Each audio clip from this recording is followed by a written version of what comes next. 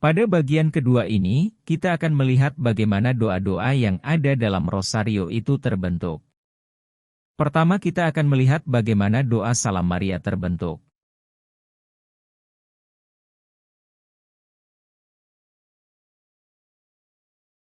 Saudara-saudari terkasih, dalam video sejarah rosario bagian pertama, kita telah melihat sejarah rosario mulai dari para rahib yang memulai perhitungan doa dan penggunaan 150 mazmur. Kemudian 150 mazmur ini perlahan-lahan berubah menjadi 150 Bapa Kami. Selain itu, kita juga telah melihat bagaimana penggunaan manik-manik dan permenungan kehidupan Yesus sudah dipakai di dalamnya. Dengan kata lain, kita sudah melihat rosario dalam bentuk pengulangan doa. Tetapi rosario dalam arti atau bentuk yang kontemporer, seperti yang kita kenal sekarang, dimulai sejak pertengahan abad ke-16, ketika doa Salam Maria mulai terbentuk. Pada bagian kedua ini, kita akan melihat bagaimana doa-doa yang ada dalam rosario itu terbentuk. Pertama kita akan melihat bagaimana doa Salam Maria terbentuk. Lalu doa kemuliaan yang menjadi penutup setiap 10 Salam Maria. Kemudian, penggunaan Bapa Kami yang mengawali setiap rangkaian, dan juga penggunaan misteri-misteri dalam rosario. Saudara-saudari, mari kita melihat bagaimana doa Salam Maria terbentuk. Saudara-saudari, kita mengetahui bahwa doa Salam Maria terdiri dari dua bagian. Bagian pertama doa Salam Maria merupakan sapaan malaikat Gabriel. Salam Maria, penuh rahmat, Tuhan sertamu. Dan salam Santa Elizabeth kepada Bunda Maria, yaitu terpujilah engkau di antara wanita, dan terpujilah buah tubuhmu Yesus. Bagian kedua adalah doa permohonan gereja. Santa Maria, Bunda Allah, doakanlah kami yang berdosa ini sekarang dan waktu kami mati. Amin. Tetapi doa Salam Maria bukan doa yang sekali jadi, tetapi doa yang terbentuk dalam sebuah proses. Salam Malaikat dan Salam Santa Elizabeth tergabung sejak periode patristik. Kedua salam ini pertama kali nampak dalam misa Minggu Advent keempat, yang telah menjadi perayaan Maria, sejak tahun 600.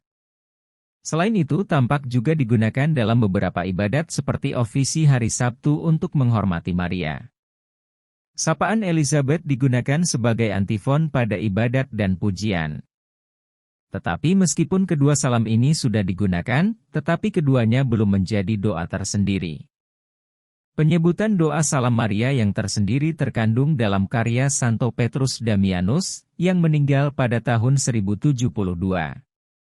Ia berbicara tentang seorang klerikus yang telah meninggalkan panggilannya, tetapi mempertahankan kebiasaan menderaskan doa setiap hari di depan patung Bunda Maria.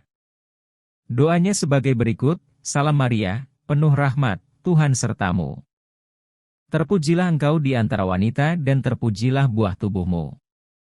Pada 1184, seorang kepala biara Sistersian bernama Baldwin, kemudian menjadi uskup agung Canterbury, menulis bahwa untuk salam malaikat ini, yang kami ucapkan setiap hari untuk menyapa perawan terberkati, kami biasa menambahkan kata-kata, dan terpujilah buah tubuhmu. Di mana Elizabeth mengatakan, terpujilah engkau di antara wanita dan terpujilah buah rahimmu. Pada akhir abad ke-12, tahun 1198, doa tersebut dicantumkan bersama dengan pengakuan iman dan Bapa Kami dalam keputusan Sinode para Uskup Paris.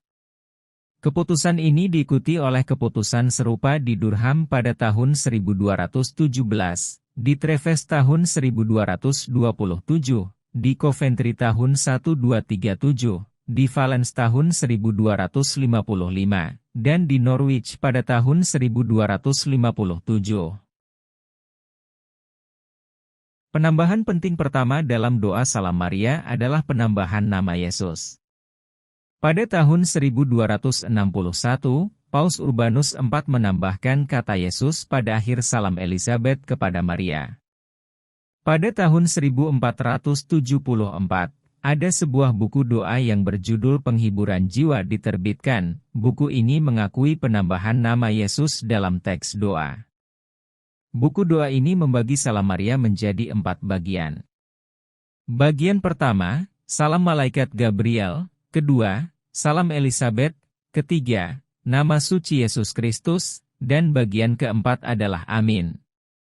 Pada akhir abad ke-15 buku doa berjudul Menyerupai Kristus, dicetak di Roma pada tahun 1498. Buku ini menjadi standar untuk bentuk Salam Maria. Salam Maria penuh rahmat, Tuhan sertamu. Terpujilah engkau di antara wanita dan terpujilah buah tubuhmu Yesus. Amin. Selain penambahan nama Yesus dalam doa Salam Maria, yang penting juga adalah penambahan bagian kedua dari doa ini yang merupakan doa permohonan. Bukti pertama penambahan Salam Maria ditemukan dalam dokumen Konsili Efesus. Konsili Efesus terkenal dengan menyatakan Bunda Maria sebagai Theotokos atau Bunda Allah. Meskipun perdebatan di Efesus didasarkan pada isu-isu kristologis, dapat dipahami bahwa ungkapan Santa Maria, Bunda Allah, doakanlah kami yang berdosa, dapat berasal dari dokumen yang menjelaskan peran perawan Maria yang terberkati. Dengan menggunakan kata-kata yang dibentuk di Efesus, doa permohonan di akhir Salam Maria mulai berkembang sejak abad ke-13. Selama abad ini menjadi sangat umum untuk menambahkan doa kepada Maria dalam devosi. Hal ini secara teratur dipraktekkan dalam doa-doa seperti Alma Redemptoris Mater, Ave Regina Celorum dan ofisi-ofisi seperti ofisi kecil Maria. Bentuk khusus yang terlihat dalam Salam Maria dapat dilacak dari Italia. Salah satu contoh doa adalah pada abad ke-14 di Italia yang berbunyi, Salam perawan yang selalu terberkati, doakan kami kepada Tuhan agar Dia mengampuni. Dan beri kami rahmat agar Dia yang hidup memberikan surga pada saat kematian kami. Pada tahun 1493, Santo Anselmus menulis doa yang sangat mirip dengan doa tadi yang isinya adalah, Santa Maria Bunda Allah, doakanlah kami yang berdosa ini. Amin. Kemudian, ada sebuah karya pendek yang ditulis oleh Savonarola pada tahun 1495 berbunyi, Santa Maria, Bunda Allah, doakanlah kami yang berdosa sekarang dan pada waktu kami mati. Amin. Selain itu, pada tahun 1499 kita menemukan sebuah doa dalam sebuah instruksi oleh Uskup Agung Mainz, Berthold von Henneberg, berikut ini bentuk, Santa Maria, Bunda Allah, doakanlah kami sekarang dan waktu kami mati. Amin. Meskipun berbagai bentuk catatan doa ini terus digunakan pada paruh pertama abad ke-16, Katekismus Konsili Trente secara resmi menyetujui kata-kata doa yang kita kenal sekarang. Katekismus tersebut memberikan kata-kata, Santa Maria, Bunda Allah, doakanlah kami yang berdosa ini sekarang dan waktu kami mati. Amin. Salam Maria yang benar-benar resmi dalam bentuknya seperti sekarang melalui publikasi liturgi tahun 1568. Saudara-saudari, sekarang kita akan melihat bagaimana penggunaan doa kemuliaan dalam Rosario. Doa kemuliaan memiliki sejarah pertumbuhannya juga. Akar dari doa kemuliaan dapat ditemukan dalam kitab-kitab Ibrani. Ungkapan terpujilah Tuhan adalah doksologi populer bagi komunitas Israel. Bagi orang Kristen, wajar jika Allah, Bapa, Putra dan Roh Kudus dipuji. Dengan demikian, doa Tritunggal adalah praktik umum pada periode patristik awal. Santo Basil yang meninggal tahun 379, menyatakan bahwa doksologi, kemuliaan bagi Bapa, Putra dan Roh Kudus, berasal dari tradisi kuno. Ini menunjukkan bahwa kemungkinan besar seruan Tritunggal berasal dari zaman para rasul. Pada abad ketiga, doa kemuliaan digunakan pada akhir setiap mazmur yang dinyanyikan. Tetapi penggunaan doa kemuliaan, walaupun sudah umum selama beberapa abad, tidak pernah dimasukkan sebagai doa khusus dalam devosi. Berkaitan dengan Rosario, penggunaan doa kemuliaan pada akhir setiap dekade mengikuti praktik Gereja Dominikan, Santa Maria Sopra Minerva di Roma. Kersten mendasarkan hipotesis ini pada deskripsi pendarasan Rosario Sopra Minerva yang ditemukan dalam sebuah buku yang diterbitkan oleh seorang Dominikan Spanyol di Madrid pada tahun 1613. Menurut catatan ini, Rosario dinyanyikan meniru ibadat malam dengan 5 mazmur. Ibadat itu dimulai dengan kalimat, "Ya Tuhan bantulah saya," memberikan misteri dengan perenungan singkat, dan kemudian menyisipkan antifon persiapan. Doa Bapa Kami dan Salam Maria saat itu dibacakan secara bergantian. Setiap dekade berakhir seperti halnya setiap mazmur dengan doa kemuliaan. Saudara-saudari terkasih, doa Bapa Kami adalah doa yang diajarkan oleh Yesus sendiri ketika mengajar para muridnya. Ketika berdoa Rosario, doa Bapa Kami kita gunakan dalam setiap rangkaian 10 Salam Maria. Sekarang kita akan melihat bagaimana doa Bapa Kami digunakan dalam doa Rosario. Dalam ensiklik Supremi Apostolatus tahun 1883, yang dikeluarkan oleh Paus Leo XIII, Bapa Kami dan Salam Maria ditentukan dan penekanan khusus ditempatkan pada misteri. Paus Pius XI dalam ensikliknya In Ravecentibus Malis tertanggal 29 September 1937, menggambarkan Rosario terdiri dari 3 unsur yang sama. Rosario adalah doa mahkota megah yang ditenun dengan salam malaikat, bertautan dengan doa Bapa Kami, dipersatukan dengan meditasi. Saudara-saudari, doa Aku Percaya atau Credo juga kita gunakan dalam Rosario. Credo menjadi awal dari doa Rosario.